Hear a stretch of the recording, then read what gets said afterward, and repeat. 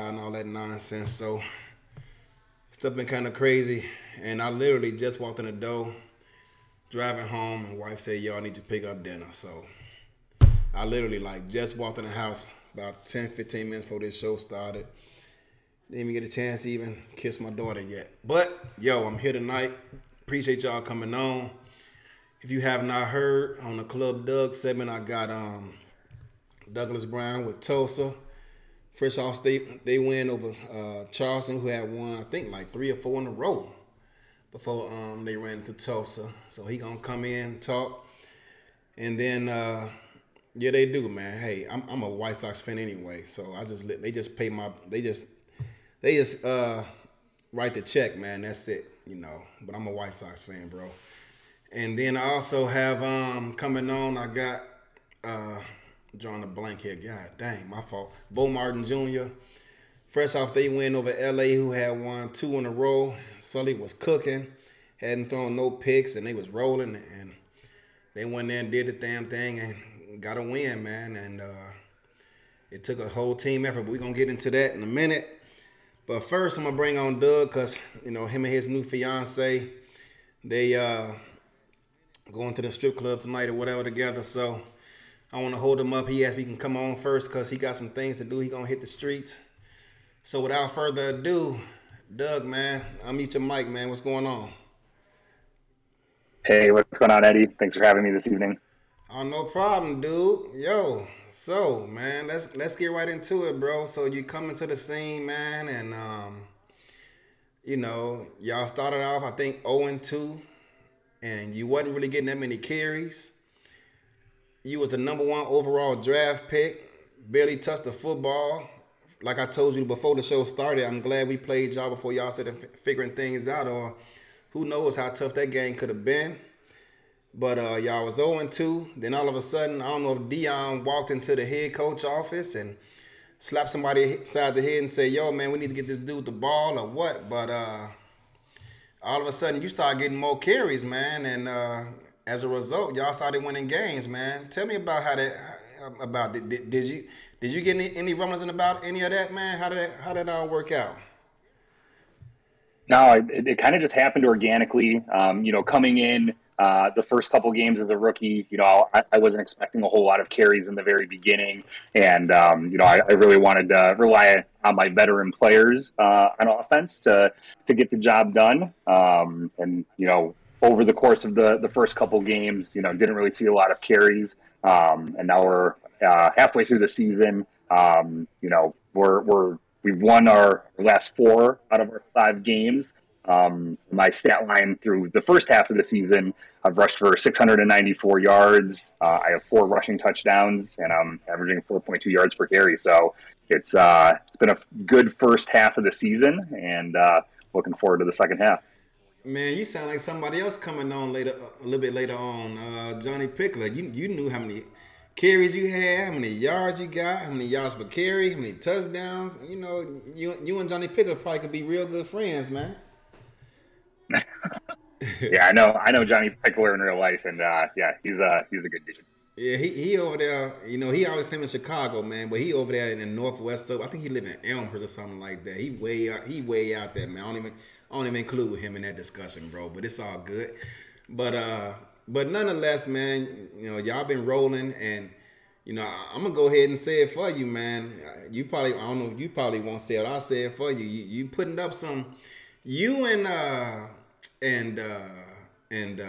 GP Wells and Brad Jones, man. It looked like y'all kind of racing for that and for some offensive rookie of the year voting, man. And like I said, you started off slow, so I don't know if that's gonna really hurt you in the end, and we'll see how it all plays out. It's a lot of football left, but is that something you kind of thought about yet? The rookie of the year is something that, has always been on my radar, especially with winning an SFLM championship with the Albuquerque Adams in my second season in the SFLM. That was a really cool accomplishment. With the others that were a part of the draft class that were running backs coming out, it's a highly touted group. We got Randy Squarebush, we got GP Wells, we have myself. I know I'm missing one other. I think Brad Jones. I think. Yeah. So I would definitely say it's if anyone is deserving of it, it would be one of those three. I like how you said one of those three. That's what's up. You over here give me the political answers, but it's all good though. So, Tulsa, y'all, like I said, y'all got to a slow start. Y'all rolling, and I would put the graphic up of your game stats or the total game stats, but they didn't put that on YouTube yet. But on this last game y'all just had, I got it from the SFL website. Bro, man, come on, man. They gave you the ball 35 times for 149 yards. You had a rushing touchdown. Then you had another reception for 4 yards. That's a lot of carries, man. So was you tired after the game, or you still got young legs in you?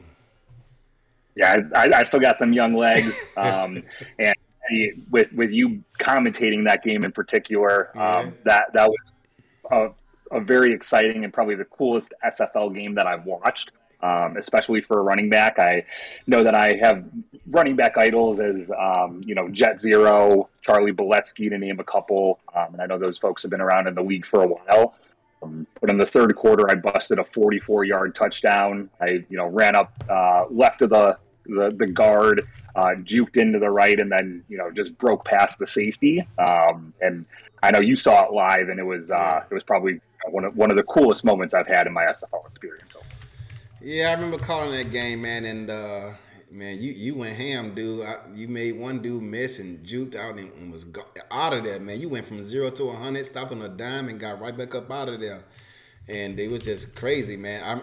I remember saying that I love my teammate DJ Moses II, and I hope he never leaves. But if he does, it's gonna be kind of hard to pick between who I'm gonna call first, you or GP Wells, man, because y'all catching a lot of attention out there, man. Yeah, it's been a great experience so far being drafted, and I know that Deion Hawkins and Berto Demera really took a chance on drafting me number 1 overall.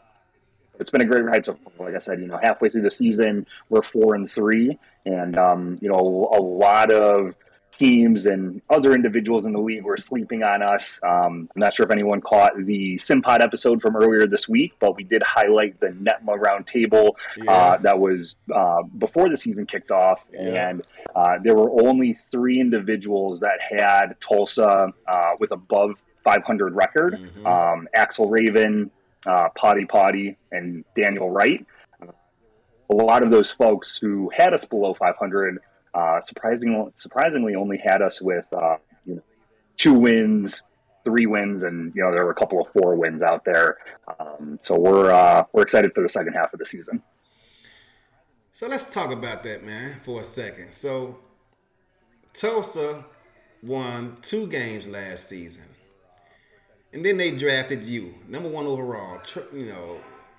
Number 1 overall running back. I'm sure you were excited to be drafted number 1 overall. But when you got the call from Tulsa, be honest, bro. Say it with your chest, man. Don't hold back. What were you thinking? You said, man, Tulsa is cool and all, but, you got Baltimore out there. You got Florida out there. Arizona, they got the coolest locker room in the SFL. Okay, man. I guess I'll go ahead and suit up, man. Go ahead and say with your chest, man. What was you really thinking when they hit you up? So for those individuals that were in the green room during the draft, it was a really humbling experience. I did choke up a little bit, might have shed a few tears, but when I received the call from Deion Hawkins, knowing that I was being drafted number 1, it was just a cool experience, and knowing that I was going to a team that I wasn't going to be a 2-way contract player playing in the SFL as a number 2 running back, and then still getting my carries and reps in the minors. Although Tulsa only had 2 wins last year, I was excited to get started and ready to get to work. That's what's up. Let me ask you another question. On your show, the SimPod, often in particular, Benny the Butcher would tease you about not getting drafted.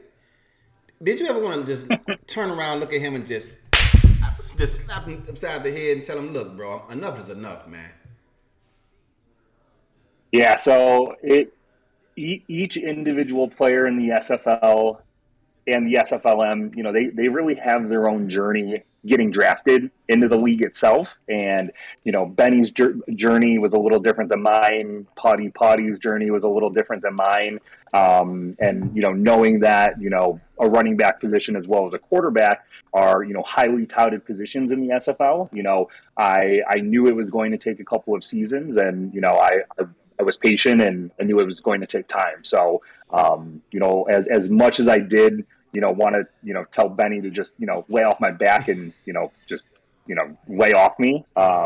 It was all about timing, and, these things take time. So, I was not surprised that Benny kept on giving me grief on a weekly basis, but, now I'm here today, and,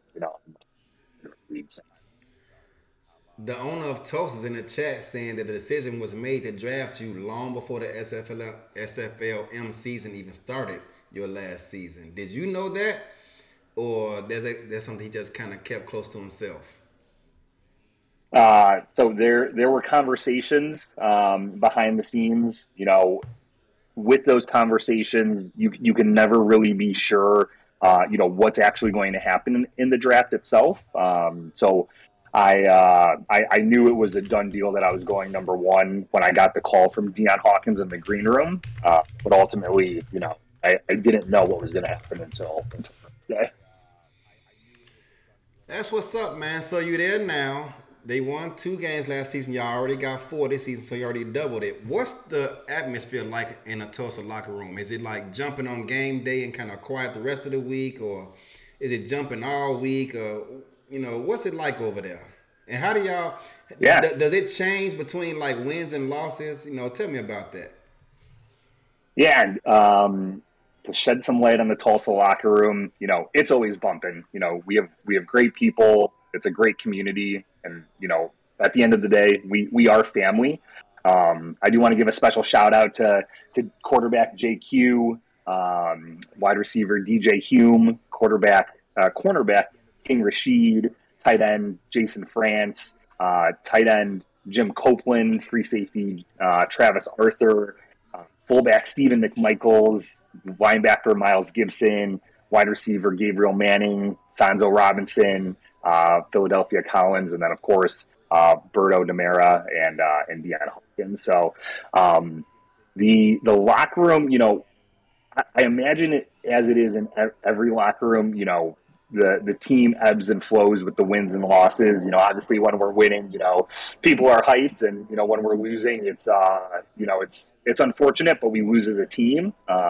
We talk about strategies on how we can get better and how we can improve for the next week. So, Deion, I met him before out in Tulsa when I used to travel for work. I met him at the convention. He a cool dude. But it's one thing I don't like about Deion, man, is he always trying to force on a player retirement, man. And dude, one day, if that shit ever passed, man, I'm going to have to come see him. I'm going to make a flight out to Tulsa, because I'm sure he going to be the one behind making that happen. But other than that, Deion a good dude, man. But tell him to lay off that owner player retirement, man, because that's my way of living my dreams, man. I'm too old to play football now, After about 2.5 quarters, I'll be then took my pads off and said, "Look, bro, that's it, man. I can't take no more hits." But so this is just my way of continuing to live out my dream, man, of playing football, and competing. So tell Deion to lay off that retirement talk. Yeah, I'll do that, because now that I'm in the league, knowing that if there was a retirement rule, that would just make me extremely sad. Knowing that happened. Oh, you hear that, Deion? In the bottom again. You hear that, Deion? Hey, man, go over there and tell Deion, bro, it ain't happening, man. But yeah, I'll do that. But yo, appreciate having you on, dog. I don't want to hold you up. I know you and your wife heading out to the strip club, man. So I want to first of all congratulate. Well, I'm sorry, your fiance. So I want to congratulate you guys. But before I let you go, Johnny Pickler asked me to ask you to show us the trophy, and he said you will know what I'm talking about. I'll grab it. In closing, before I share the trophy, I want to say this. For everyone that was sleeping on Tulsa last year and this year, things have changed, and we're 4-3 this year, halfway through the season, and we're excited for the second half. And if playoffs were to start today, we'd be a high seed in the playoffs, but we'd make the playoffs. And once you make the playoffs, it's a totally different game. So watch out for us. We ball. Let me grab the trophy. All right.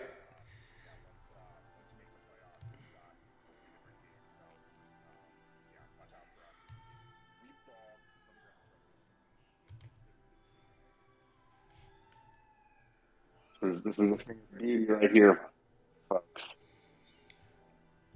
The Commissioner's Cup. Oh, fantasy football. I got you. That's nice. Let me ask you. So, is there a fee you guys pay to get like? So, is that passed around to the eventual winner, or is it a new one created every season? How does that work? Yeah, it's passed along to the winner of each year. It was the winner in 2020 and 2021, or I'm sorry, 2019 and 2020. This guy named Rob Knoll was a champion this year, and when Pickler comes on the show later, tell him I'm waiting for him to pick it up so he can get it out of my crib since I'm not the winner. So did he win it? No, Pickler didn't. This guy named Rob Knoll. Oh yeah. Won, okay. Yeah, he won, and he's been in the league for quite some time, so it was well deserved. That's what's up. All right, man. Well, I appreciate you coming on, but you know the deal, man. Before I let you go, is there anything you want to get off your chest to the league or a player or a team, anything like that? I mean, I think I've already shared everything that I've wanted to about Tulsa. We're a team that's ready to play. We're a team that's ready for the playoffs, and it'll be interesting to see what happens the second half of the season. And for all those that were sleeping on us and the Netma roundtable, just know we're coming for you, and we ball. So let's go. Well, I was one of them, man, and I definitely slept on you guys. I apologize about that. Y'all out here doing y'all thug dizzle, man. And who y'all got this weekend? We play the Carolina Skyhawks, 5:30 Eastern on Sunday. So everyone in the Who You Got is sleeping on us as well. I think it's like 120 to 70 or something. So for those that didn't pick Tulsa, be sure to tune into our game and catch us live and watch me run the ball all over the Skyhawks. There you go. Say it with your chest, man. Enough of these political answers, man. Say it with your chest, man. So that means you're gonna rush for about at least 120. No, I'm rushing for 200. Oh, I'm ready. I'm ready. Let's go. All right, man. Well, I appreciate you having you on, dog, and you're welcome back anytime. But you gotta get a dub for that to happen, dude. So good luck this weekend. I appreciate it. Thanks, Eddie. No problem, bro. All right, y'all. So that was Douglas Brown. First off, they win against this past weekend against Charleston. They got a big one staying over there in Carolina, taking on the Predators. So we'll see how that all shakes out. And if I ever came back and played offense, I'd probably be a tailback. But I like the defensive side of the field too much. So I don't know. We'll see. But coming up next, fresh off they win over this past weekend over the LA franchise, is my man Bo Martin Jr. representing LSG. What's going on, Bo? Yo, what's up? Microphone check 1 2. Bo Martin in the house. What y'all want to do? Oh man, for right now for this next segment, it's all about you, fam. What's going on? Oh man, ain't nothing to it, bro. It's a glorious, glorious Friday evening. Man, you know what? I gotta be honest with you, dude. I don't know why, but every time I hear y'all say that, it just sickens me to my stomach. It's a glorious day. And it's crazy as y'all say it, whether y'all win, lose, It don't matter. You can get blown out. It's still a glorious day. Still glorious. But I can't lie, dude. Every time I hear that, I'm like, oh my God, enough with that glorious day already. My goodness, man. Come on, man. Hey, glory isn't about wins or loss. Glory is a state of mind, my brother. Hey, you right about that, man. You right about that. Amen to that. But we gonna go ahead and get right into it, man. So LSG, man, it's like y'all whole crew, you all saw Tyler's show. So you guys witnessed all the preseason predictions, and it's like y'all took that, and y'all head coaching staff all the way down to the players, the owners, and everybody.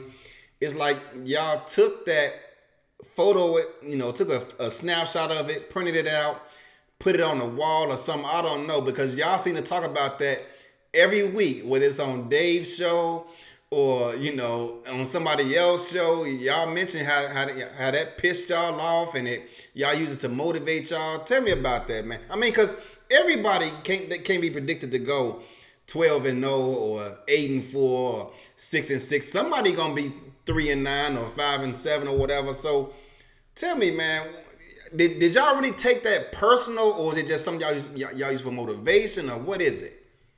All right, so I'm gonna save part of that for the say it with your chest portion when we get to that portion. So okay, I'm gonna be regular here, and then I'm gonna save what I really want to say about that for the say it with your chest portion. But I will say this, Eddie. Mm-hmm. Let me tell you something, man. The disrespect of these content creators. Go ahead. The disrespect of the content creators was just astronomical. All right. So what I didn't understand is this. Okay. Me being LSG aside, let's take me out of the equation. If I look at a team that has 100% player retention, 100%, right? If I look at a team that had that same 100% retention, then went out and drafted an upgrade at fullback, then went out and got a kicker because we were weak in our kick game, drafted a punter or acquired a punter because we were weak in our punt game, filled just about every hole that we had.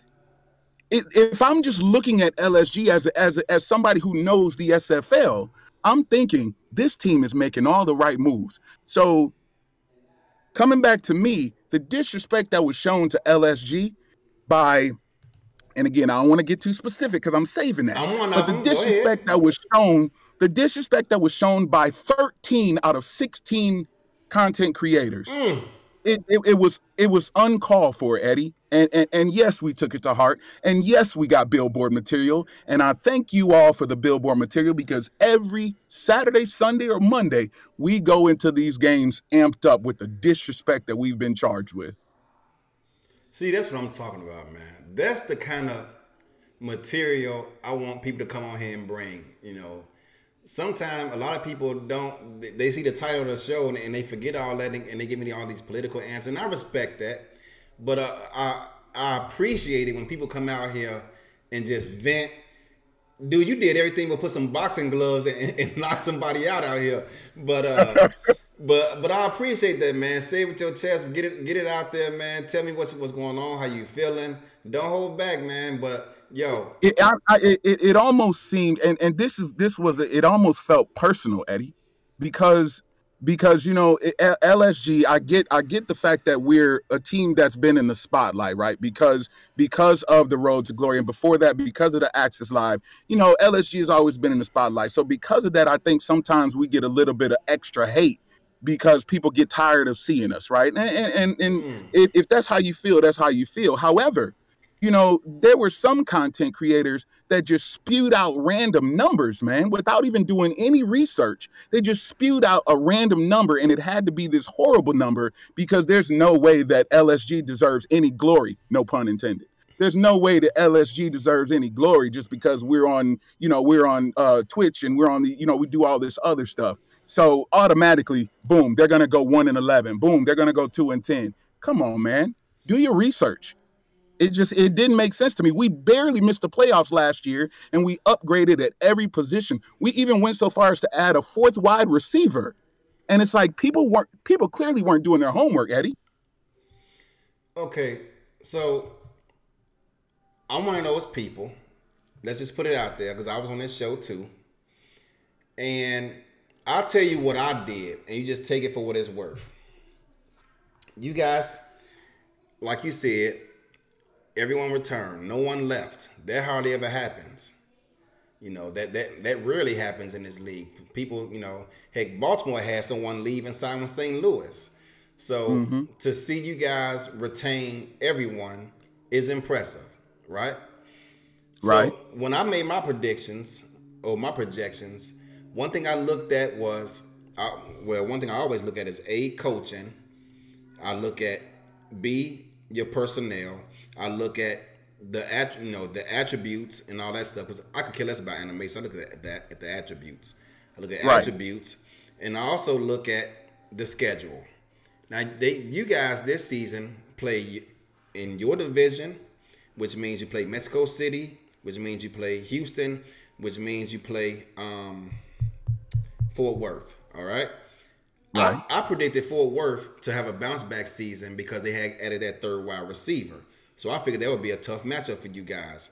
Houston is, for whatever reason, you guys kind of flip flop with them, and then you guys have Mexico City, who damn near was a million and a half away from shocking the world and beating Baltimore in Baltimore, right? Then out of your division, you play the North, which includes Baltimore, and DC, who is not shocking me because I predicted them to have a bounce back season because they now have players, and they also have one of the best offensive coaches in my opinion, and Stephen Mullinex. And you guys got London. Then you also play the West, which has Vancouver, which I think is going to be at least in the Final Four for the first time ever. And as good as they are, in my opinion, their special teams unit, along with halfway decent defense, is what kept them away from getting there. But now that they got a kicker, I think the sky's the limit for that team. They only got one loss, and that's when Robert Redford got hurt. But we'll see how that shakes out. So that, and then you got LA, who made the playoffs every year, including their first year with two first-time owners. So I figured. That's fair. I figured they would have a good season, and you guys just beat them, to your credit. But those are the things I look at. I don't look at who people, and I'm not knocking anybody or how people come about making their projections, as I'm all the way off the center of the screen.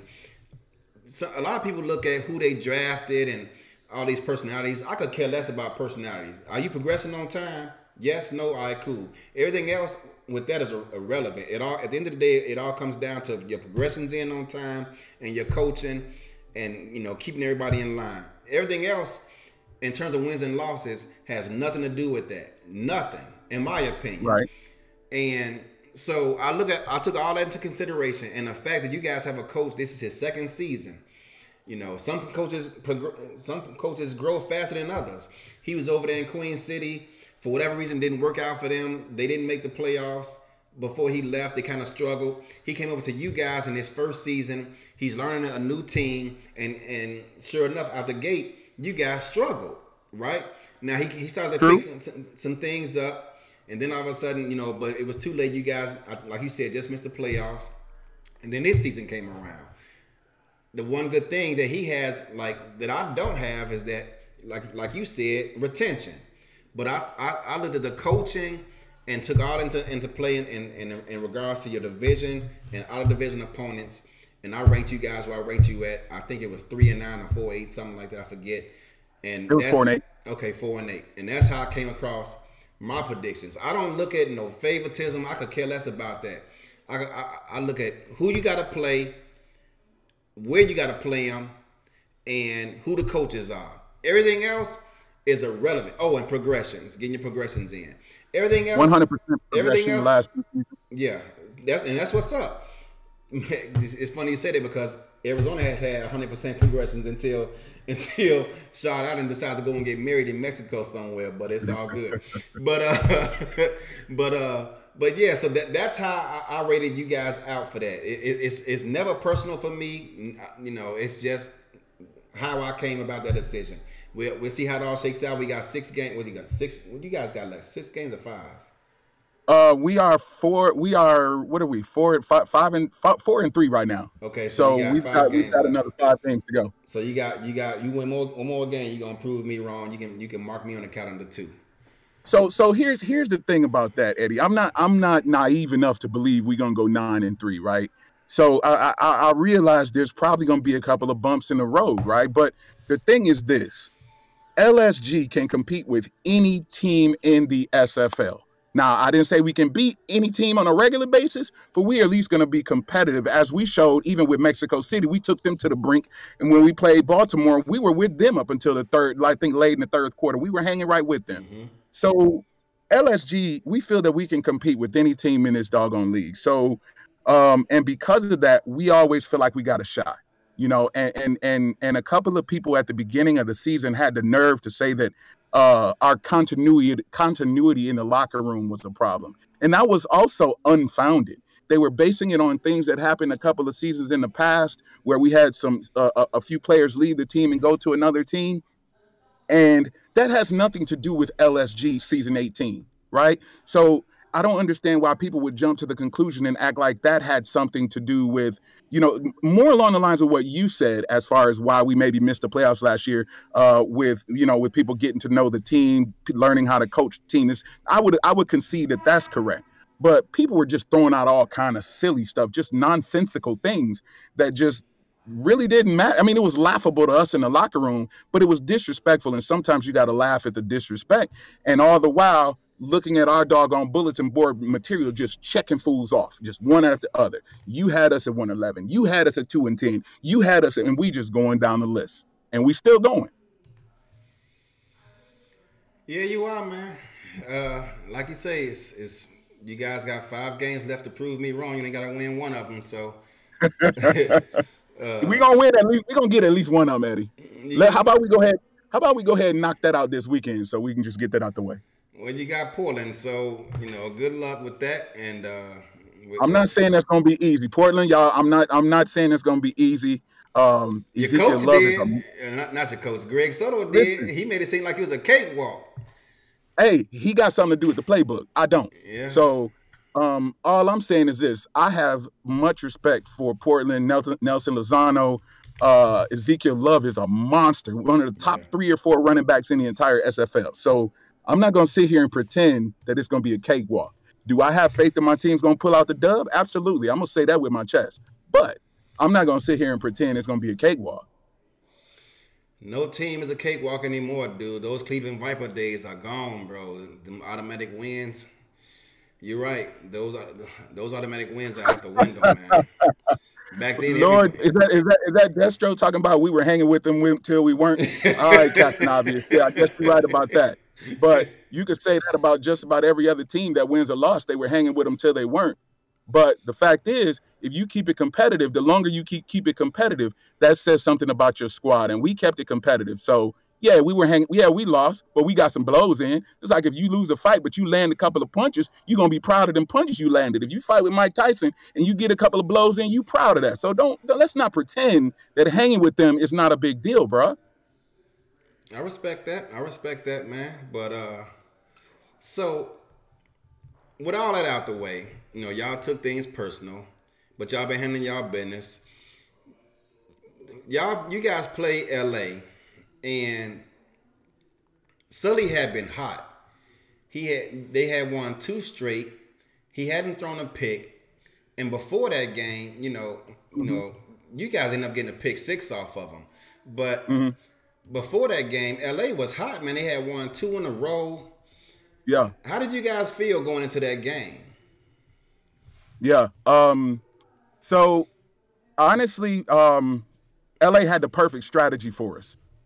I'm not. They had the idea to shut down Ike, and they had the perfect strategy. If you look at the stats without reading the final score, you'll know who won the game. You'll be like, yeah, LA won that game, and it probably was a blowout. You got the stats up right there. And so it's like, if you look at the stats, it doesn't look like we won that game. We felt confident that we would win that game. We just didn't know that it would come down to special teams and defense to win us the game. Our offense is really potent, always has been.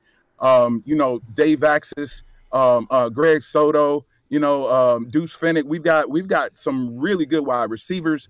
And Ace is usually pretty accurate with the football. And so we felt really confident in our offense, but we just didn't know it was going to come down to defense and special teams. But we felt confident about winning the game. We just didn't think it was going to go down like that. Yeah, man, you guys got a pick six, like you said. You got a special teams return for a touchdown to help you guys the offense out. Like you said, they had you guys number, limiting your offense, man. But like I say, it's three phases to the game. Offense, defense, special teams, and it was a team effort, man. And sometimes, your offense is not always gonna show up, and your defense is gonna have to carry you. And sometimes you're gonna need your special teams too. And you guys got all three phases, playing well that game, and you did enough to get the W. And at the end of the day, it's only one stat that matters, and that's that W. And y'all got it. Hey, listen, it wasn't pretty, bro. I'm not. And like I said in my locker room, I'll put this out here. Sometimes the ugliest wins are the nicest ones and the most appreciated ones, because we fought and we clawed and we kicked and we scratched. We did whatever we could because we was getting our butts handed to us. Right? Let's keep it real. I mean, it wasn't like we were dominating. Like we were fighting to stay in the game, man. But Greg had a great run back, 105 yards. I think it was 100. And we've been waiting on him we've been waiting on him to break one. And so, and then finally, I was so glad because I don't think it's a secret that I've had taken issue with some of the teams avoiding throwing my way. I haven't really hidden my frustration with that.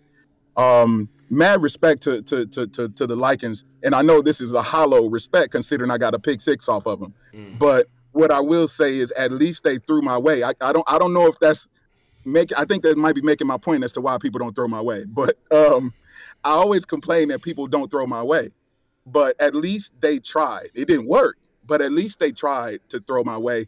And so I appreciated that. And they had the right strategy. They just fell short in a couple of different places.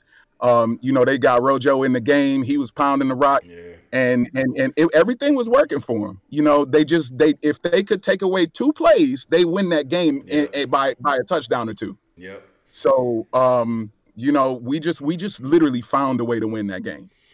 One thing I will give your front office credit for is season 17, Gunny struggled over there at the other cornerback spot, which is why I personally believe you didn't see a lot of attention. But they addressed that this offseason by giving him the maximum amount of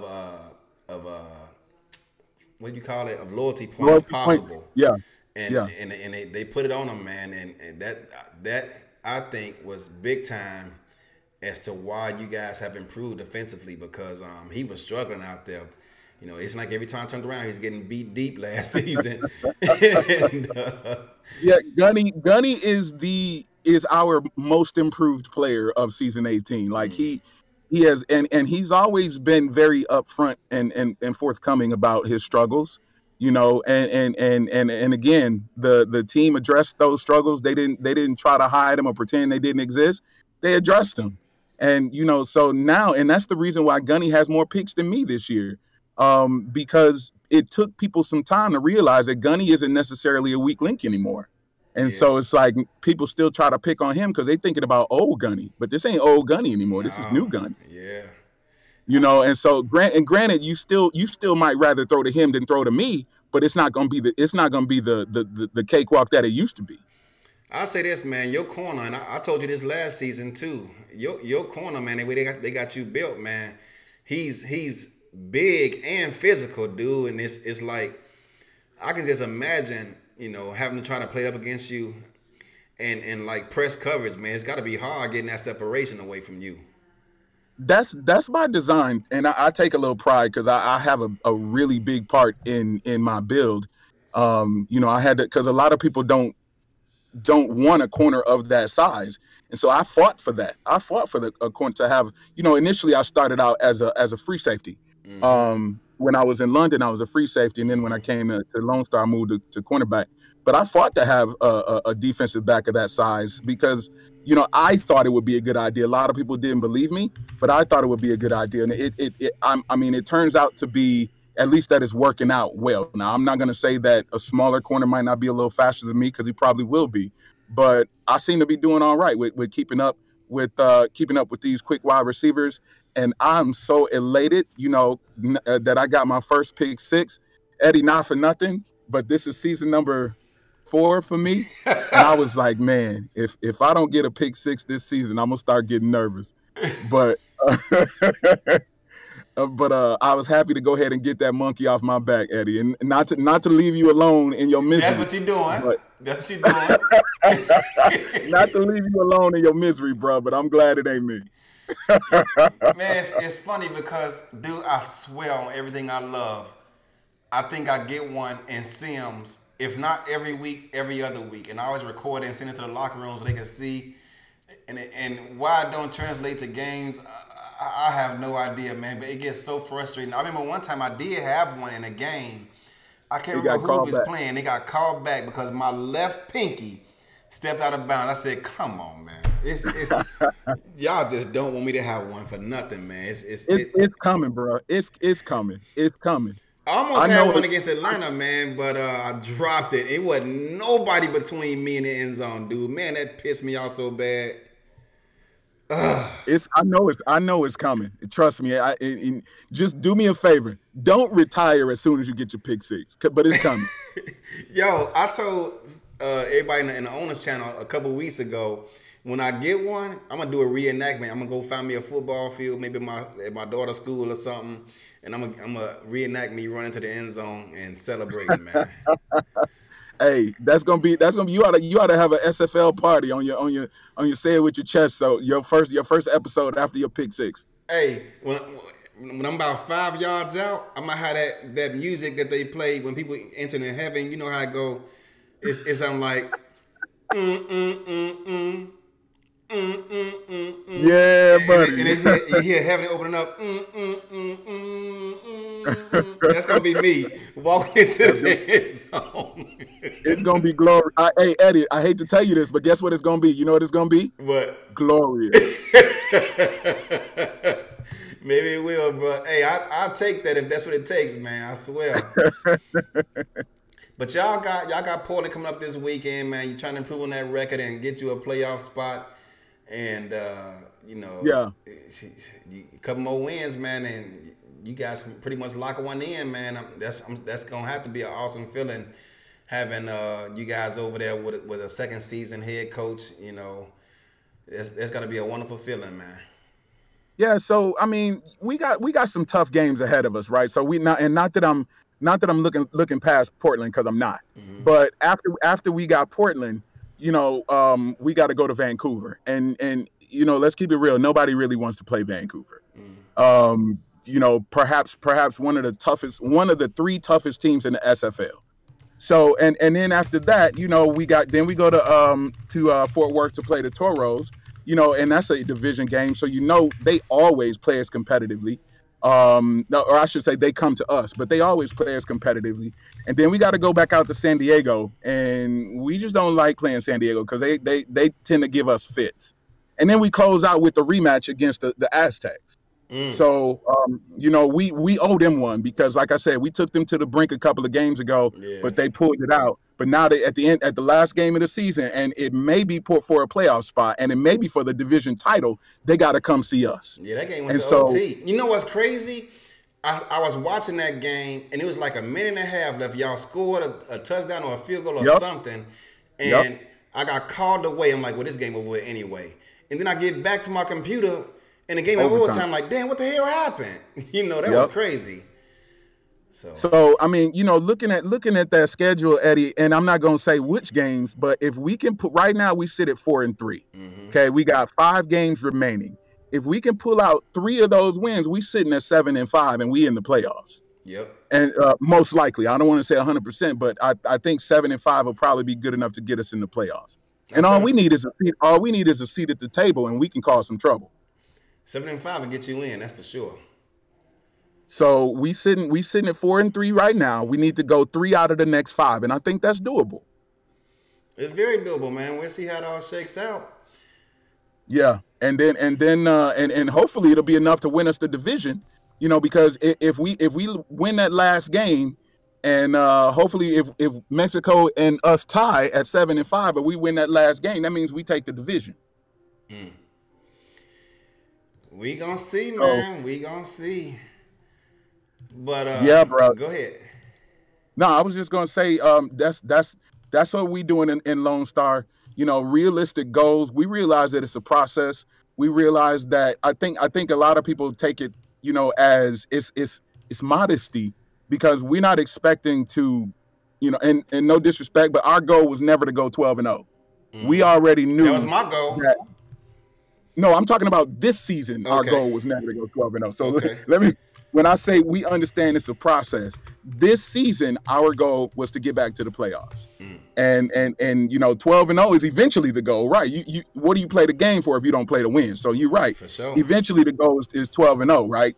It should be everybody's goal. I don't want to lose. I want to be like Baltimore. Like I don't want to lose to nobody. Nobody. So, you know, our goal is to get there one day, but this season is to get back to the playoffs, because we know that if we get there, we can shake some trees and we're gonna eat whatever fruit fall off.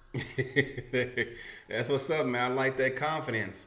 But yo, man, check it out. I got Johnny Pickler coming on next, and we're gonna talk some SFL retirement and frustrations and, you know, things about the league. You feel free to stay on if you want. You can take off if you choose. It's totally up to you. But before I let you go, is there anything you want to get off your chest, man?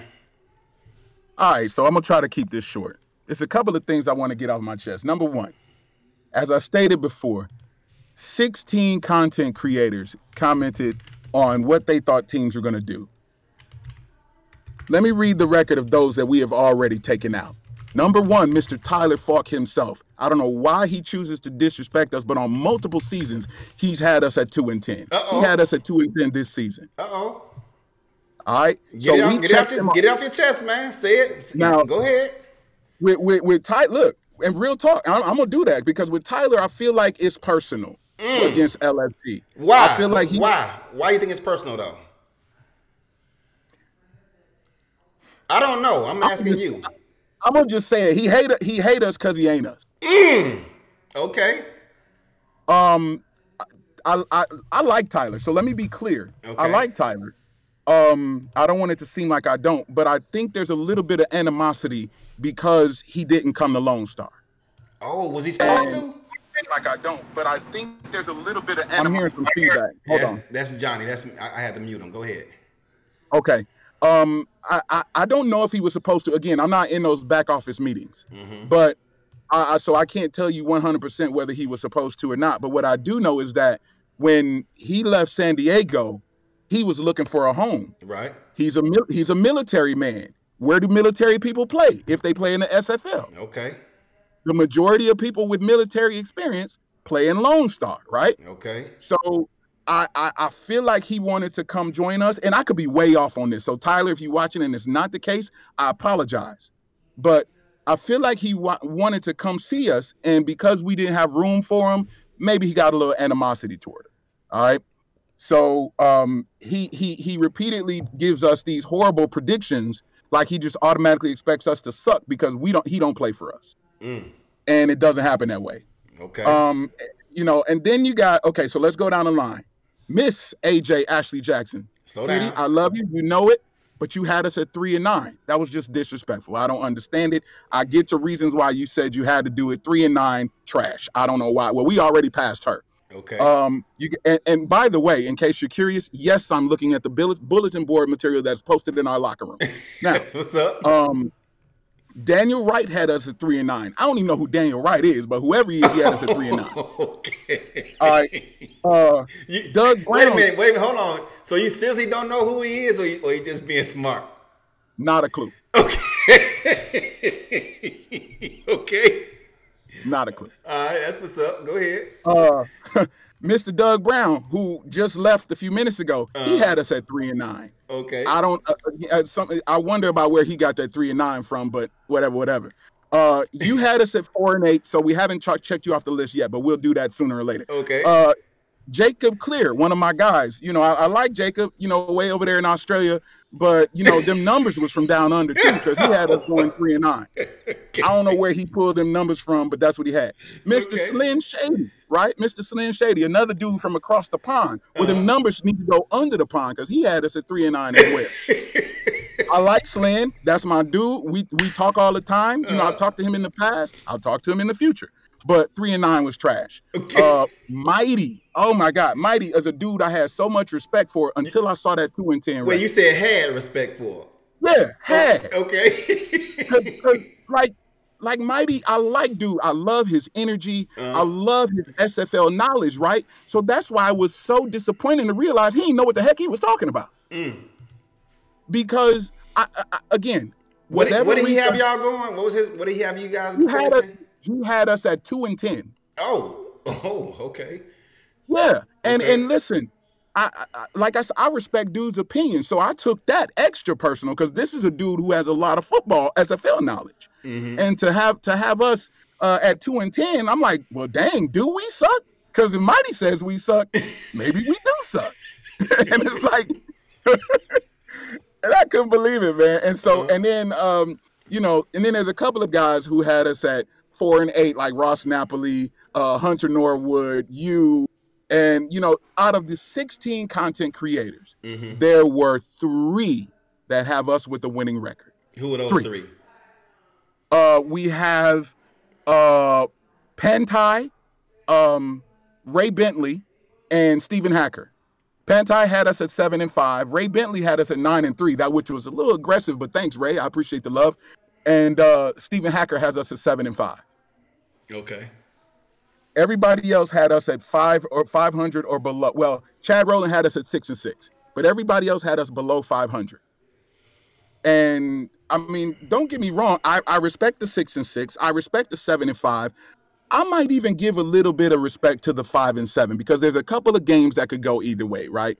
But when you get down to the 4-8s and the 3-10s and the 2 and the 3-9s and the 2-10s, it's like, come on, man, y'all just think we trash like that? Like, and no disrespect to those teams that are struggling to get to 3-9, but they're not LSG. I'm not saying that we the greatest. I'm just saying that we better than 3-9. That's all I'm saying.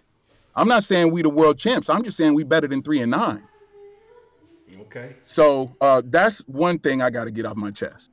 Number 2, and I'm glad that Mr. Brown is hopefully still listening, because I got a little bit of a bone to pick with the Senpai boys.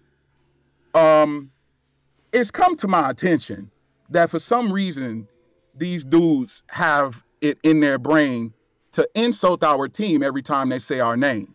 I don't know why. When they're talking about pause right there real second. When you said these dudes, I heard that Milwaukee come all out in your voice, but go ahead. Hey, you ain't. It comes out every now and then. I heard it. So these dudes have the nerve to call us the glory holes, right?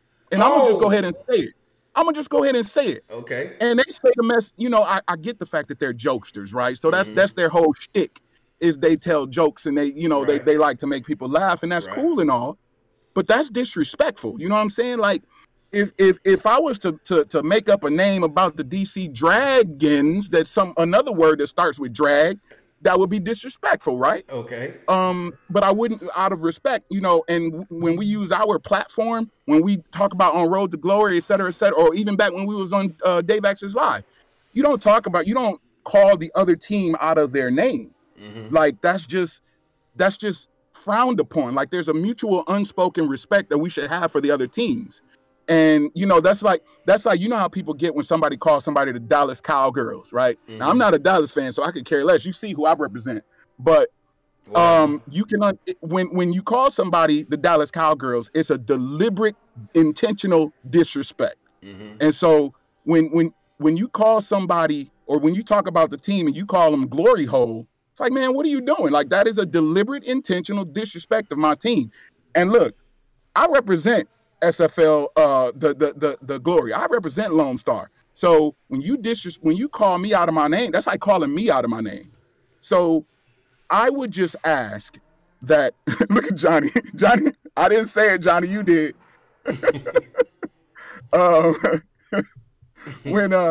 When you call a team out of their name, that's disrespectful.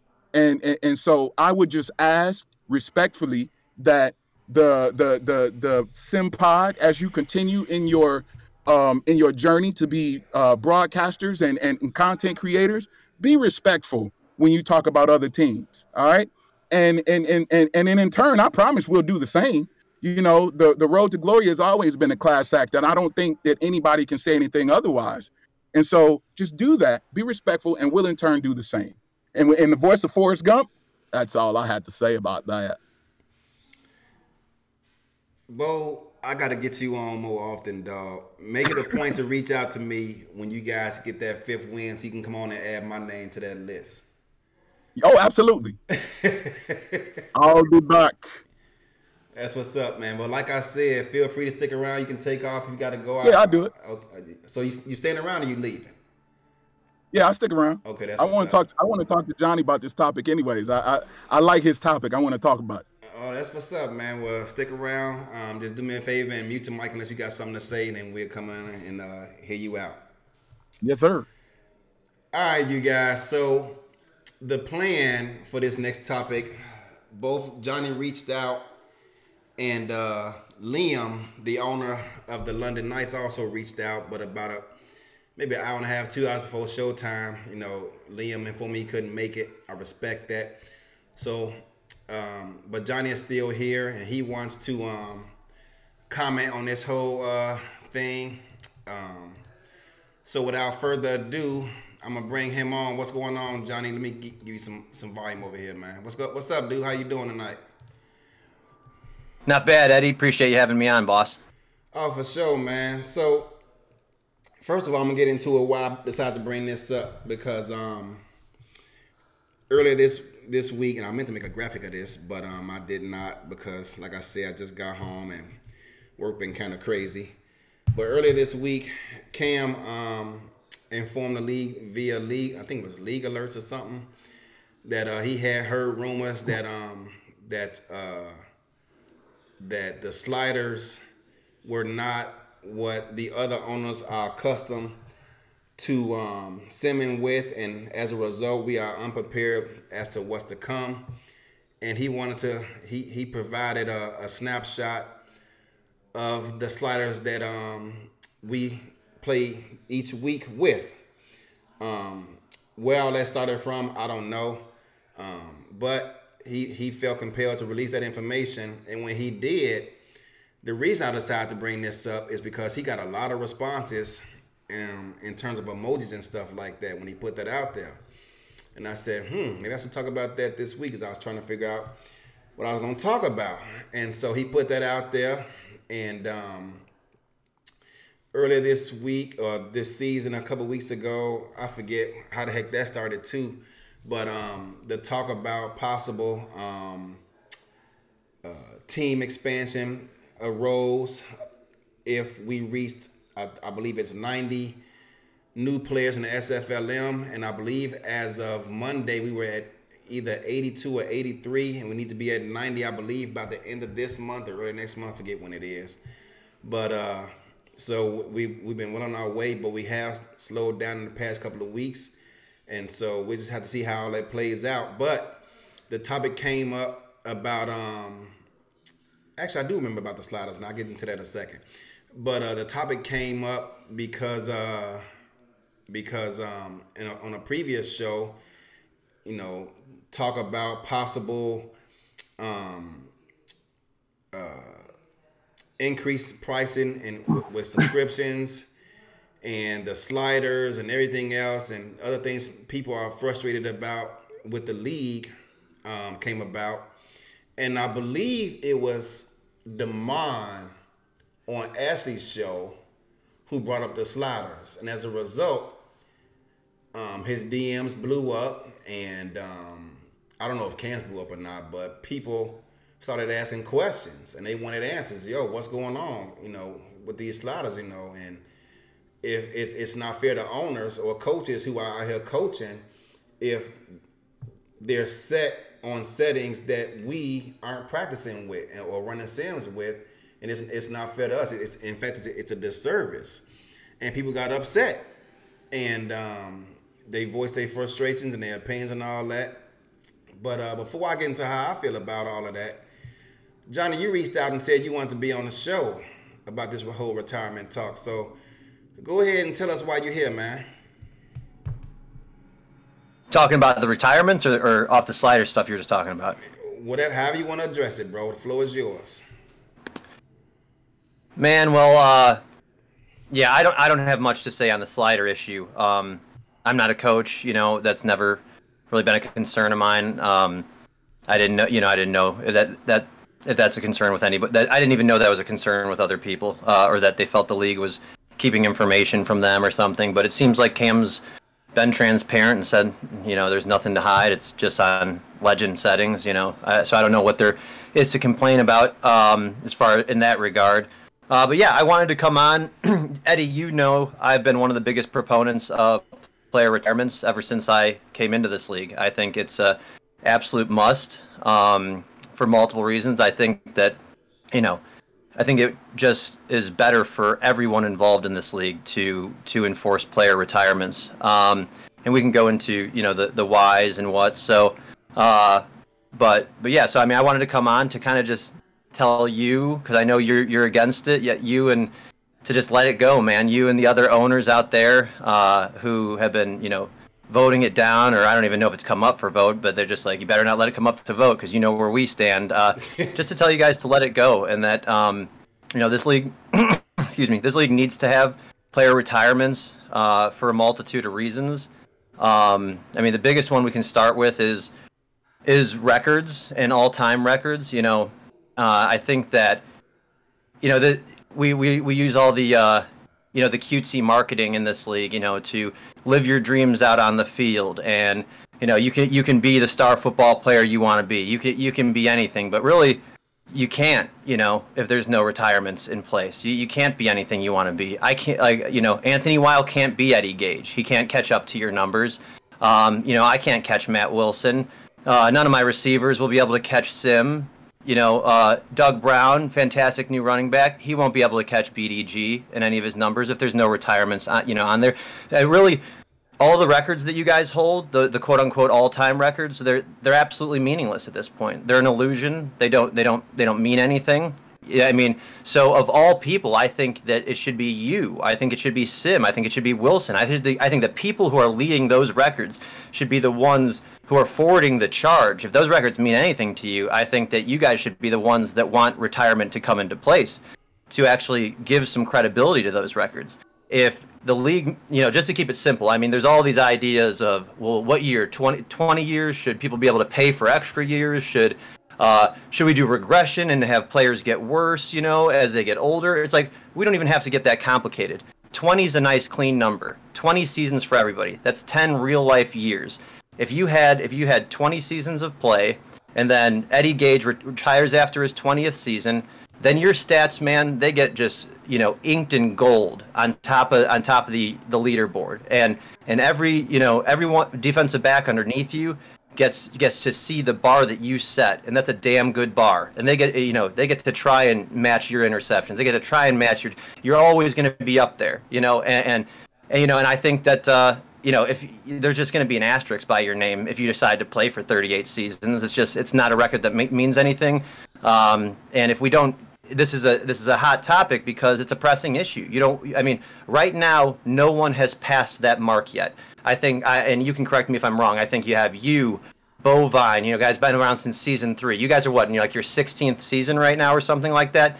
You know, after this season completes, you guys would still have 4 more seasons, 2 more years to play. You got time to mentally prepare for that day. That is going to be tough to hang it up, but you still got time. You still got time to hit those milestones you want to get the 1,000+ interceptions or whatever you want to do. You know, and then you hang it up after that.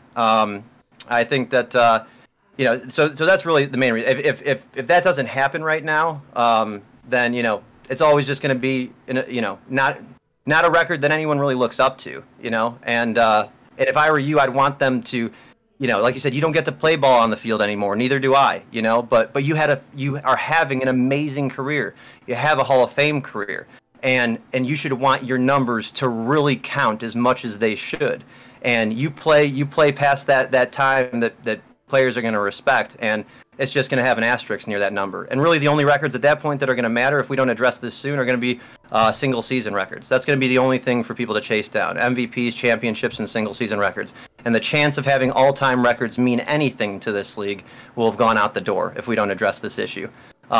So that's my big take on it as far as the records are concerned, because I think that's a big thing. Like I said, we're marketing to go out and live your dream, to chase down things. And I've talked to so many players, and I mean so many players, that are just straight up demoralized, knowing that they will never have a chance of being up there. Like, just knowing that what's the point of me doing that? I mean, they love the league. They're not going anywhere, so they'll let you guys continue to build on your records, and they know they can't chase you, and it's not even a fair fight just because you guys joined the league earlier, and you guys could outlive them. We don't set a retirement date. The guy who joins the league at 13 years old will end up having all the records because he'll just straight up live longer than us, and we'll all die before that. So but I mean, it's just going to get goofy after 20 years, and I think one of the big counter are and I just want people to be able to be excited about chasing you legends down. I want to be excited about putting 20 years of my career up against 20 years of Matt Wilson's career, up against 20 years of Tom Pepper's career. I want to be excited to match my numbers against theirs. I don't want to have to divide my seasons by how many seasons I played, and then take some other quarterback and divide that by the 34 seasons they played to see, really who averaged more touchdowns per season, who averaged more intercept, where's your, so I mean, it just gets silly if we're gonna let it go past 20 seasons, in my opinion. And I don't think this is a close issue. I really don't. I think that, which is why it's just goofy that the league, and I'm not going to say the league because people think you're talking about Cam when you refer to the league, who's the man, who's in charge of all this. And I've spoken to Cam personally, and just for the record, so no one's confused. I mean, he is very open to retirements. And it seems to me that it's a few owners who are hard against it and stuff. And I think that Cam even knows the arguments for retirements, and I think that he's inclined to know what's in the best interest of all of his customers and the league. And there's a lot of things we'd like to see. People have ideas for things in the league. Should there be trades allowed? Should there be multi-year contracts? All those issues are divided at a near 50-50. Some people don't know what to think about it. This is not a 50-50 issue. This is, if you took the 600 whatever active players we have in the league right now and you put it up to a vote, I think you'd have less than 40 people who are in favor of no retirements. I mean, and it's probably the 40 guys who've been around here the longest. It's just, so it's you don't have the people's best interest in mind, and you don't even have your own legacy's best interest in mind if you're not for retirements. And then there's so many other subcategories of a bonus retirement does. If we set it at the 20-year mark, man, the storylines that come up, the decisions teams have to make. If Johnny Pickler's walking into his 19th year, it's like they better build a team. Are they going to build a team around him right now? Because he's going into his last year next year. He's going to have to retire and do this and this. I mean, it'll make so many things more interesting. Right now, I mean, the stats team is doing great. I hear updates during the games saying he just became the 16th overall. He passed someone for 46 overall in tackles, and it's like that doesn't matter because there's no retirement date, right? Like that those records. Like, who cares where you are overall right now? It's where you end. And if you can't get to number one, then what's the point? If you don't have a chance at like breaking records, so then what's the point? I mean, we're playing this to break records. We're playing to do a lot of things, and I just think, for multiple reasons. Like I said, storylines. It just seems like common sense to me, man. And like I said, this is not an equal issue. I don't think the players' best interests are being heard on this one. I think you have a few stubborn owners who are keeping this an issue and hoping it's not talked about. I give kudos to you for opening, you being a proponent against retirement, one of the biggest, to be able to open your platform up for the discussion. I have the utmost respect for that. But yeah, man, I mean, those are some of my initial thoughts.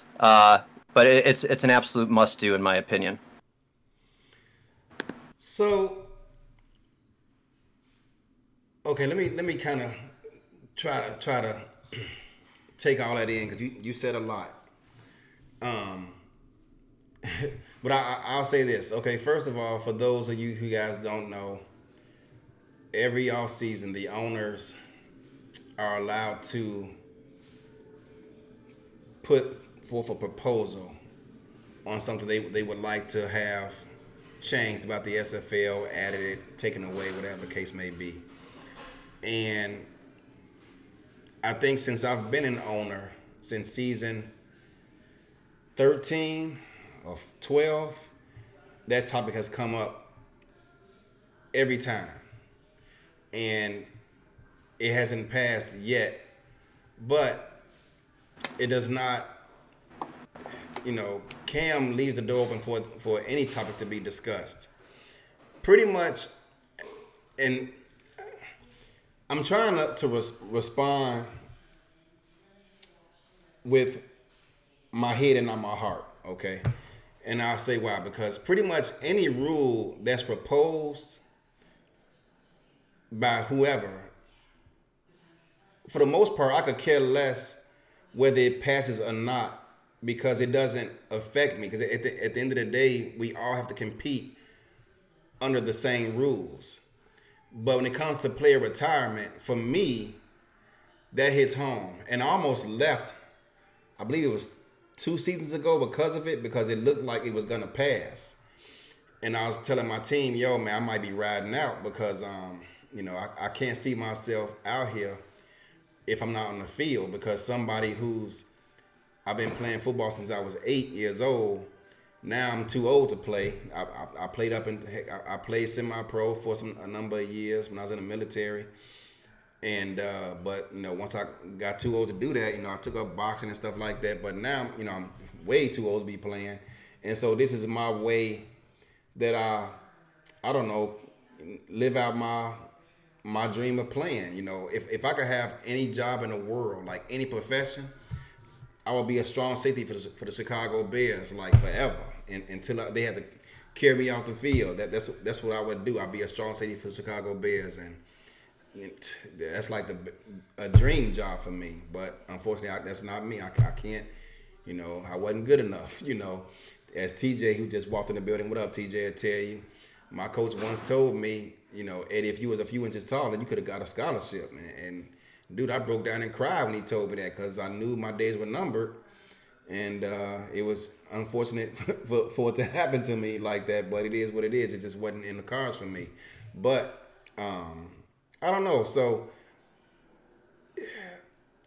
in the past, in past seasons, it wasn't necessarily an issue because of the amount of people we had involved in the league. But as the league has grown, and I've told Cam this too, as the league has grown, perhaps that may be something that we're going to need to address. But just as of a year ago, is it this month? Hold on, I got it somewhere because I had it ready. As of March of last year, the average tenure in the SFL was 2.5 seasons. And at that time, we only had 7 players in the entire SFL who had more than 10 seasons in the league, or 10 seasons or more in the league. I don't know what that is now. I'm assuming it's grown up by a few more. But as of March of last year, only 7 people in the entire league had played 10 seasons or more. So that, and keep in mind that, the SFL is 12 games. The NFL is now, I think, 16 or 18, because they just increased it. I forget what it is now. So 17 games. Okay, so 17 games. Bro, I gotta admit, it would be really hard for me to walk away. And in fact, tell you a true story, I almost retired my player because of pressure from owners to retire. And I was gonna, I told him to keep it secret, but I brought Shaw Allen in to play strong safety, and I had a guy who was gonna play free safety, and I told my teammates, yo, I'm gonna go ahead and retire my player. I might come back as a linebacker or something, and the following season, but I'm about to hang it up. And Will Todd, who never says nothing negative about the league, another team, players, nothing. He's always positive, never says a bad word about nothing. He's always gung-ho. He goes, Eddie, you better not freaking retire. Make them drag you up off that field, man. Just stay here. The team wouldn't be the same without you. It'd be weird looking at the team and not seeing you out there, locking down that free safety spot or the strong safety spot or whatever the case may be, man, please don't retire, bro. And when he said that, it resonated with me. I'm like, damn, bro. Because, you know, I was expecting him to say, man, you know, that's unfortunate, whatever, but it is what it is. And then I had another player who says, man, if you retire your player, I'm retiring because this is ridiculous, man. Leave when you want to leave. And I'm like, damn. So I decided to stay, and I told dude, hey, man, I'm sorry I held you up, but go sign with another team because my team, you know, they're not having it. So to get that support from my team, you know, it touched me, man. I can't even lie. And I even got kind of emotional about it, man, because, man, it just would have been so hard to walk off that field, bro, for the last time. And but I get your point too, and you bring up a lot of valid points about, you know, forcing retirement because of the fact that the league is growing, and we need to make room for all these other people. And I get that, bro. Trust me, I do. But in my own selfish kind of way, I don't want to retire. And I've had that talk with Cam too about, you know, retirement and forced retirement and all that good stuff. And trust me, we've had lengthy conversations on at least 2 or 3 occasions about it. But I could just never pull that trigger and actually do it. I came close this past season, will tell you, and the other guy who remain nameless will tell you, but I was this close, bro, and people don't believe me, man, but I was about to do it because I got tired of, you know, freaking the Deions and everybody else of the world saying, hey, man, it's time to wrap that shit up, but, you know, I was going to do it, but my team wouldn't let me, and I'm glad I listened to him, bro, because you know, and what's crazy? You have a blast out there. You have a blast out there. What's crazy is, dude, it don't even get appreciated by most because every season I strip my damn player, right? I ain't got to pick this year. I strip my player of his value every damn season. You got owners out here who their player has 7 animations to start the season with, bro. And I ain't knocking them for that. If that's how you want to do your business, hell, do that. But bro, I strip my value down, and they always every damn season, my team asked me, Eddie, why? I'm like, bro, that money is for y'all. I want y'all to eat. Y'all go eat. I just want to be out here on the field with y'all. You know what I'm saying? As long as we get the W, I don't care if I don't get a single damn tackle. I just want to be out there. And so I don't, man. That's kind of where I stand with it. But that's it. Can I respond to you for a sec? Go ahead. Yeah. For one, hearing that, like, you know, that some other owners were like pressuring you towards retirement. No one should retire out of the pressure to retirement, and like that's a crappy feeling right there. I don't think you should retire at all until the league determines a retirement time and makes it official. Like, I don't think you should feel pressured any season to retire. I don't think Wilson or Sim or anyone should be pressured to retire. But when that retirement date is set, I want you guys to get on board for that date. But no one should feel pressured to retire based on other people's feelings. But I think naturally, if this isn't done in unison, in uniform, where everybody's retiring at the 20 season mark, then it will get to that point. It will get to that guy who's on the field 30 plus seasons, and you're not just going to feel the pressure from owners, but you're going to feel the disdain from players around the league and the things like that. And I don't want that feeling on anybody. I think that, so first off, I just want for the record to say, you right now, Eddie Gage, the star safety out there, should not feel pressured to retire.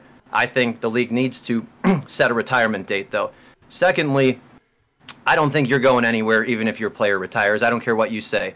I know how much you love your organization. Bro, I know how much you love all of the players that you coach. You and have everything. no idea.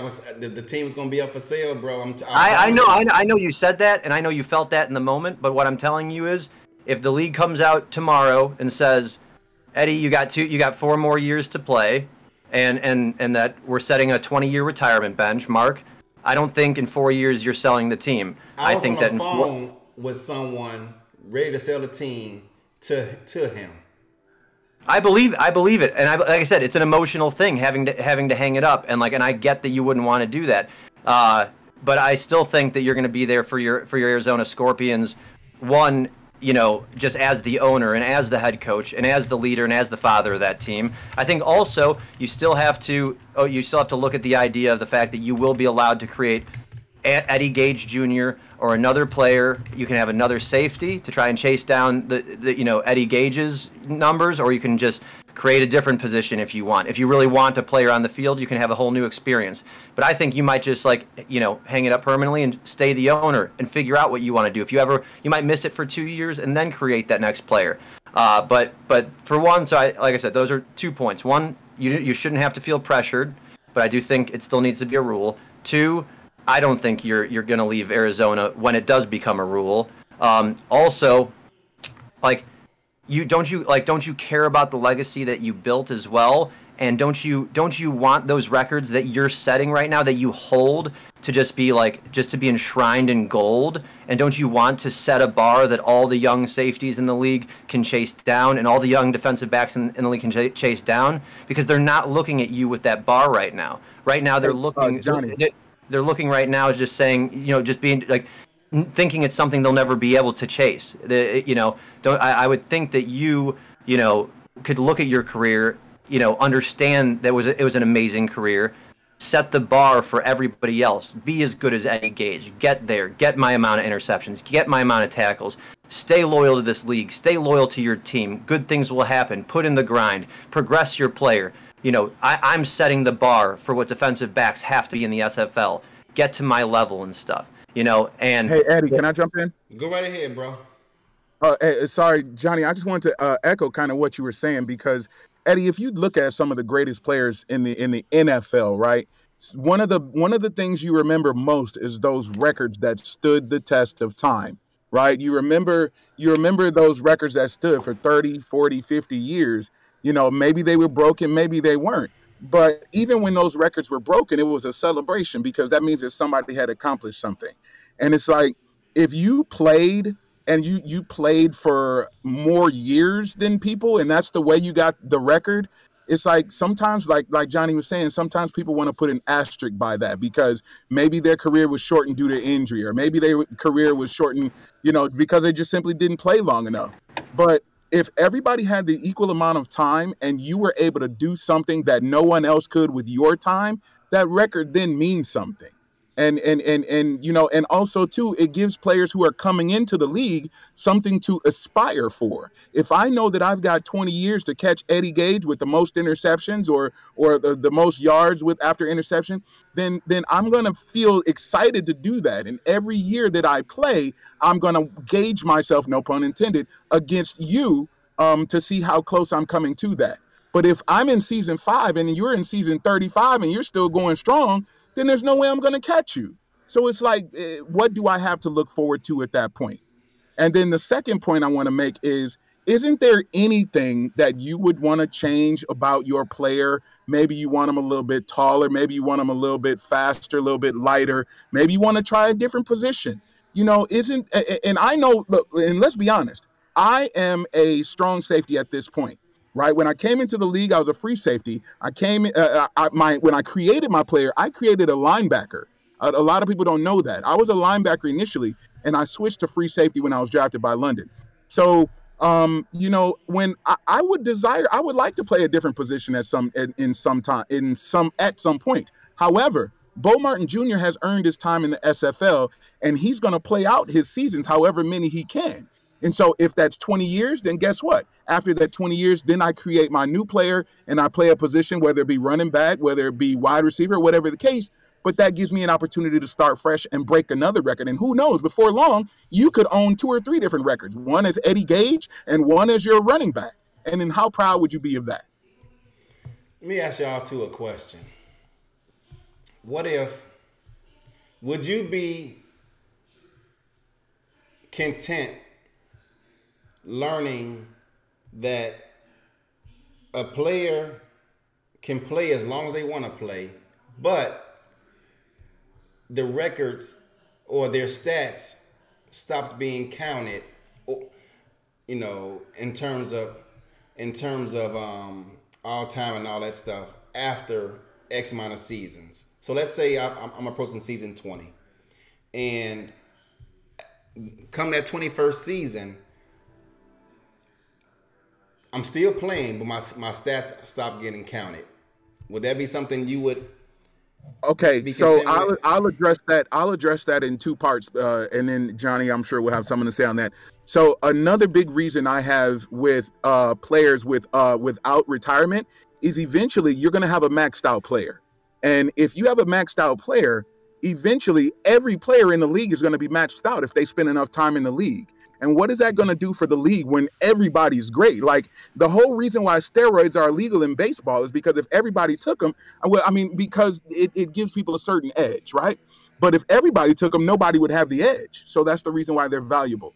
But if everybody's allowed to play for an infinite amount of years, eventually the SFL is going to be full of maxed out players, and there's not really going to be room for those who just want to come in the league.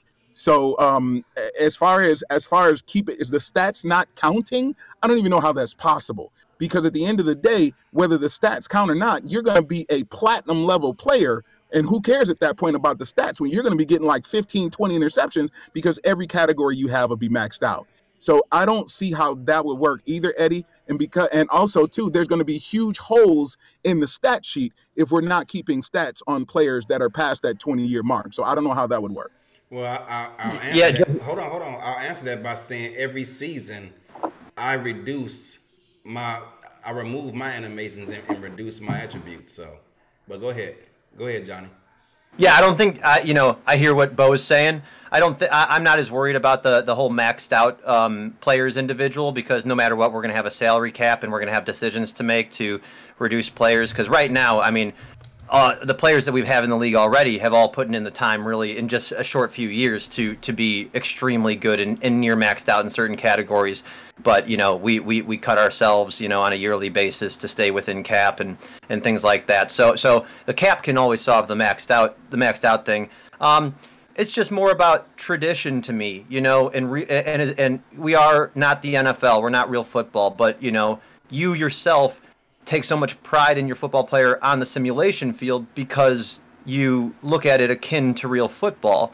And so that's why it wouldn't sit necessarily right with me, your potential solution of just not counting the stats after your 20th year, because you're still going to see that player on the field and things like that. And I think that we can just, re-up the rookie pool, because it's like people think it's going to be like a huge issue. I mean, we still would have years before the first retirements. The first retirements would be a handful of people, five or six players, whoever started in season 3 that are still around here, and then you'd start to get the waves of players that would come out and come back in and come out and come back in as we're still getting new players in the league, and it would just help the league grow. And I think growth is what we're looking for in this league. You can't convince me that someone who, if we set, let's say we set the 20-year mark as the retirement mark, no one can convince me about I think the argument is very weak. I've heard the argument of, well, then we're going to lose subscriptions and stuff after that 20th year. And I know Cam's not afraid of that at all, because Cam knows that if someone were to invest 10 years of their real life, 20 seasons into this hobby, likely that individual is going nowhere in the 11th year, even if their player's forced to retire. They're likely already involved in coaching, they're already in broadcasting, they're already in ownership, they're writing columns, they're analysts, they're owners probably. They're very, this hobby means something to them. They've been to 5 conventions by then. They're going to cycle back. They're going to stay around in this league. So we're not worried about people leaving the SFL altogether once that 20-year mark hits. Like that's a poor argument. I think, if anything, we stunt growth by saying, come join our league, but guess what, you can't achieve all your dreams, because we made a big error years ago in forgetting to set a retirement date, and we have guys that are currently playing in their 38th season, and it's like, oh, that's kind of lame, man. I wish you guys didn't do that, so then, like I also said, tradition's a big thing to me. I mean, imagine entering Eddie Gage's 20th year. That's going to be the talk of the SFL.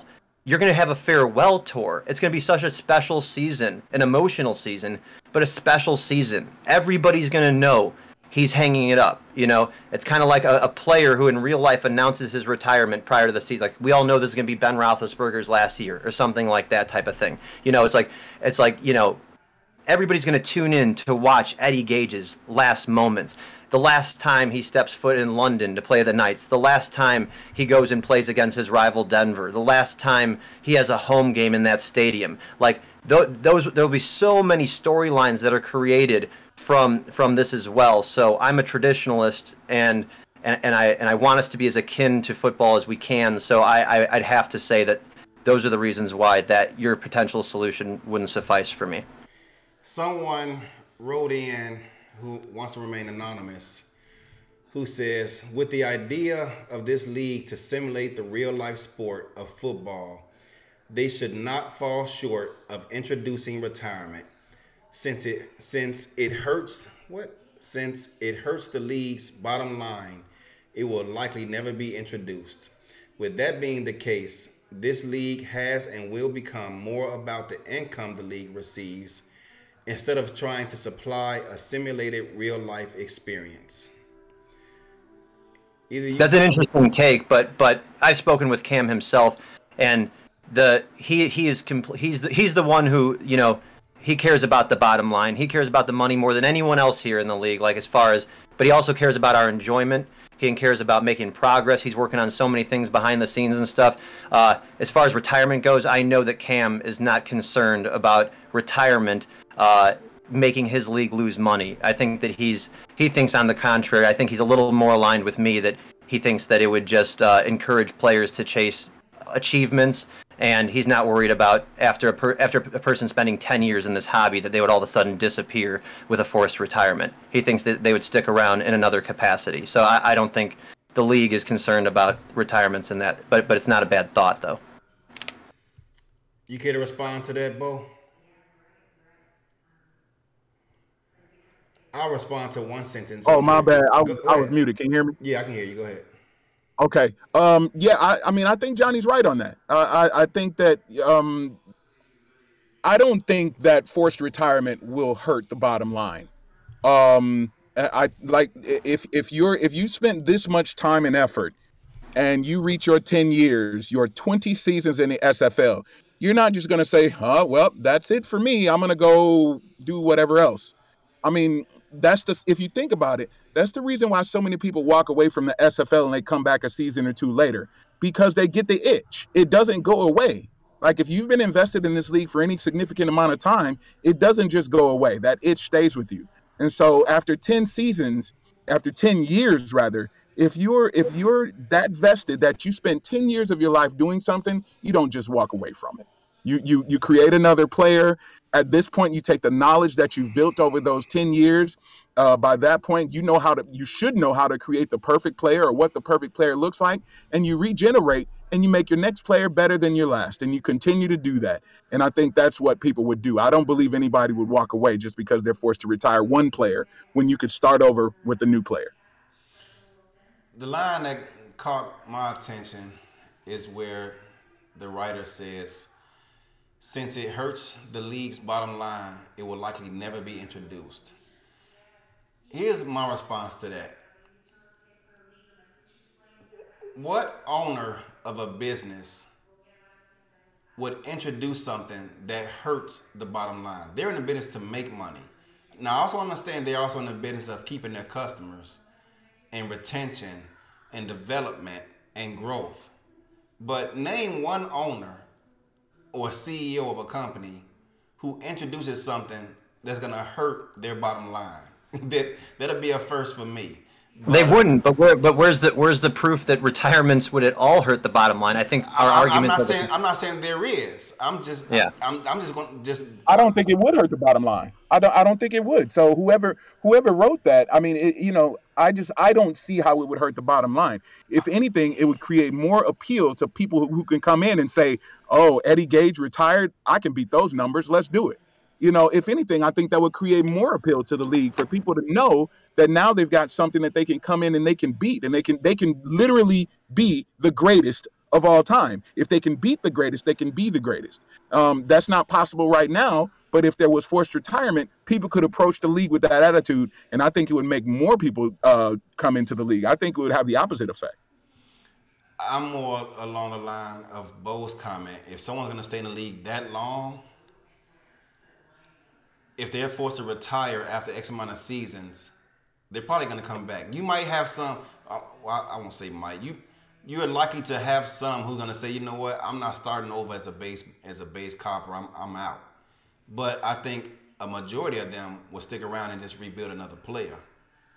How many people who you think truly have been around, like, will have played 10 years of their life, have been around this league for 20 years, and are truly just a player at that point? How many are not more involved with coaching, or not more involved with management, with scouting duties, with broadcasting, with writing, with being analysts? I'll read you that list right now.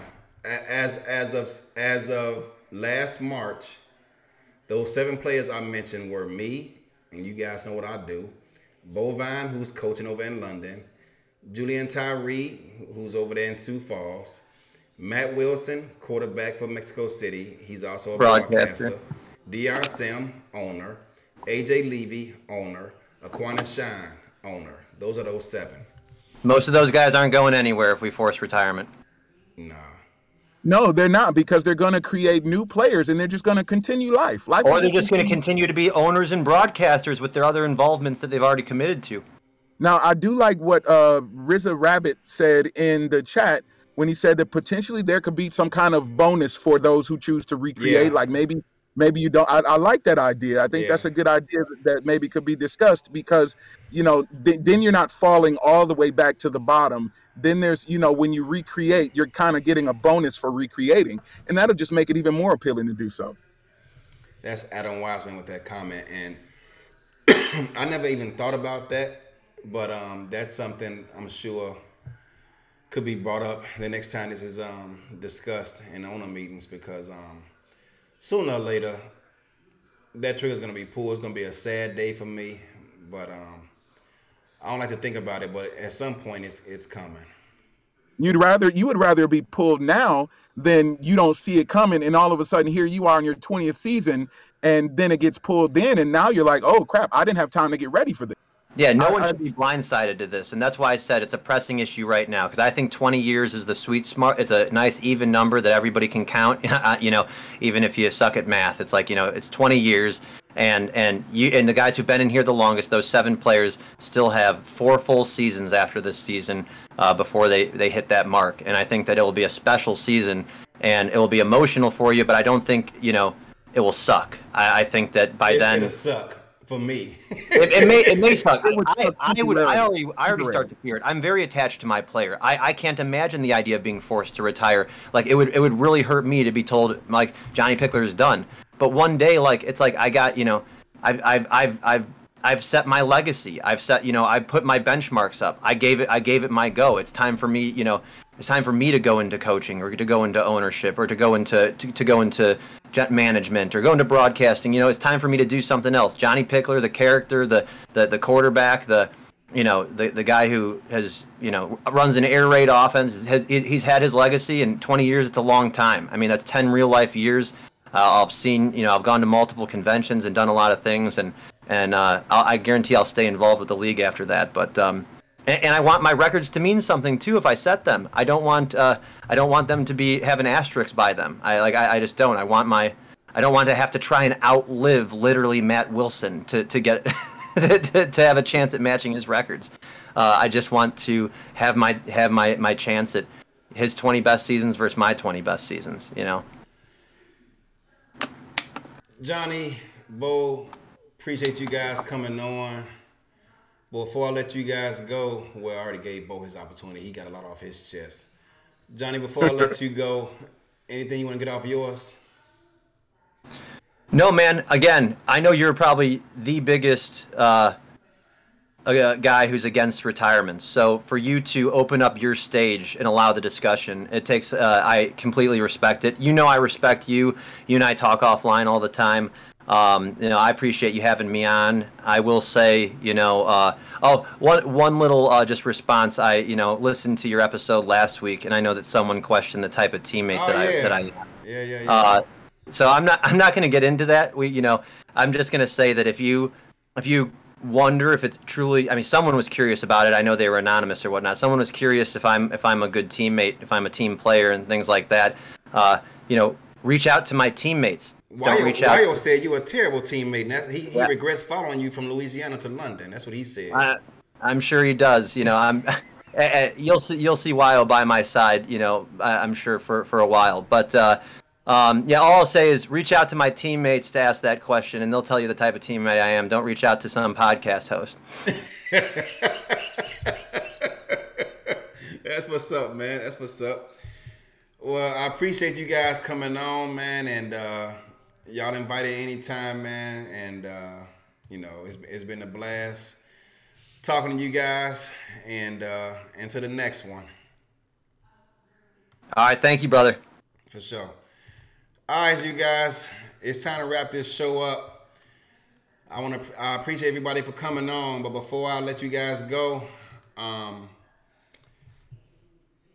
retirement and people choosing to leave the league because of various frustrations that they have with the league. You know, people talking out here, man. DMs blowing up, and frustrations with a lot of stuff. I know we didn't really talk about that a lot today because retirement came up, but yo, some people, you know, who choose to leave because of subscription prices. I'm not gonna get into that. The value of the dollar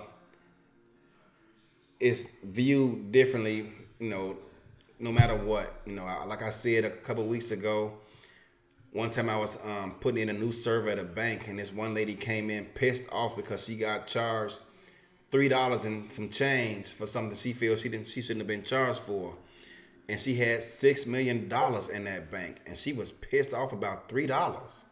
So, you know, people, you know, everyone values their dollar differently. So if someone wants to leave because they don't want this, you know, to spend their money, they don't feel that the fee that the league charges them is worth that investment, then by all means, brother or sister, you know, it's been nice having you around, and good luck whatever you got going on, or you know, and all that good stuff. I hold no ill will towards anyone who chooses to leave over money.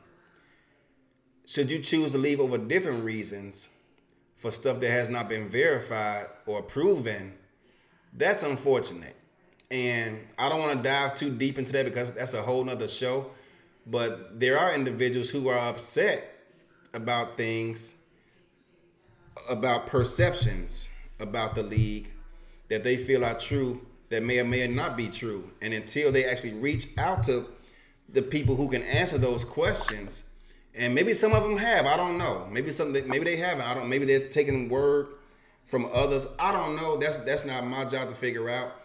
If that's something that you believe, then reach out to people who can answer those questions for you. Don't draw speculations and say, okay, based off what I'm hearing or based off what X, Y, and Z told me, this is my last season. And on that note, I'm out. Good luck with you guys going forward. I'm out of here. That would be unfortunate, and you know, just something that, you know, like I said, it's just it would be unfortunate if that's the case. If that's you, you know, I really hope that you will take advantage of those locker room calls or meetings that Cam has set up at some point. I'm heard it's supposed to start after the convention is finalized, which word of the grapevine is he had a meeting today. I haven't spoken with him since then. Actually, he had 2 meetings today. I haven't spoken with him since then, so I don't know how it went, but hopefully we got some good news coming on that front. But yo, spend that time, address the league when they come to you. I don't know if it's gonna be Cam and Rastelli or just Cam by himself. I have no idea, but I will hope that those who are frustrated and either leaving the league or considering leaving the league would voice those frustrations. Don't just leave, but tell them, yo, I'm frustrated. This is why I'm leaving, or this is why I'm contemplating leaving. Talk to them and just say, hey, this is what I'm pissed off about. This is why I'm bouncing up out of here. Maybe he can convince you to leave. Maybe he won't. I don't know. Maybe it'll get you to think about it. I don't know. But I'm hearing a lot of stuff. And hold on. Wait, what? Bro, to answer your question, I ain't gonna air him out. But yeah, you know what? Yo, since I'm here, I'm gonna get this off my chest too, since it's said with your chest. Yo, the same dude who told me that is the same dude who some other stuff happened somewhere else. I'm gonna let you do the math. Happened somewhere else. That individual is the same person who got that other information out there. But I took the fall for it. But it's all good, bro. I promise you. I don't even sweat that shit anymore. It used to piss me off. And dude actually came to me and said, yo, man, you taking a fall for this. This is BS. And sure enough, what happened after the fact? When that shit got shut down and another shop opened up and some more shit came out, I just laughed. Because I knew I wasn't even part of that nonsense. So you couldn't put that one on me. But you know what? Hey, go run and tell your man that, yeah, I know, fam, but it's all good though. I promise you. And most of y'all here don't know what the hell I'm talking about, but it's all good. Yo, now go run and tell your man that. The same dude who went running his mouth and got the other shit out there, yo, that brother's still over there. Still over there to this day. So go run and tell him that. You don't even know who it is, but it's all good though. I took the fall for that, but I ain't blink an eye. I ain't miss a wink of sleep. I promise you that. It's disappointing, but I promise you I ain't miss a wink of sleep though. But it's all good. Yo, no man, no, I ain't gonna do that either. Cause I ain't gonna get into that situation. But yo, that shit just got me heated, and that shit was a long time ago. But yo, go, yeah. So yeah. So yo, your man over there, hey, bro, the streets is talking, man.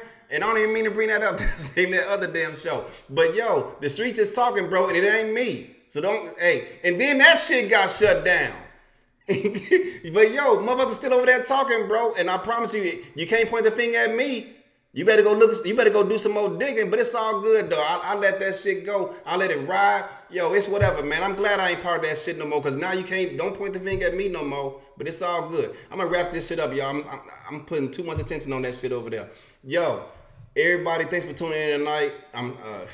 I apologize for all that, but that shit, that DM just got me tweaking over here. But yo, everybody, thanks for tuning in tonight. Until next week, I want to thank everybody for coming on tonight. I want to thank Johnny. I want to thank Bo. Liam, I'm sorry we couldn't link up, man. Maybe next time. I want to thank Douglas Brown for tuning in. Thank you, all you guys, for coming in.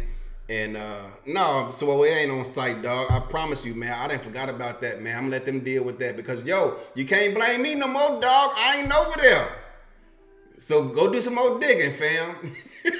But yo, I'm gonna get up out of here, everybody. Thanks for coming. Good night. Drive home safely, and I'm out. Peace.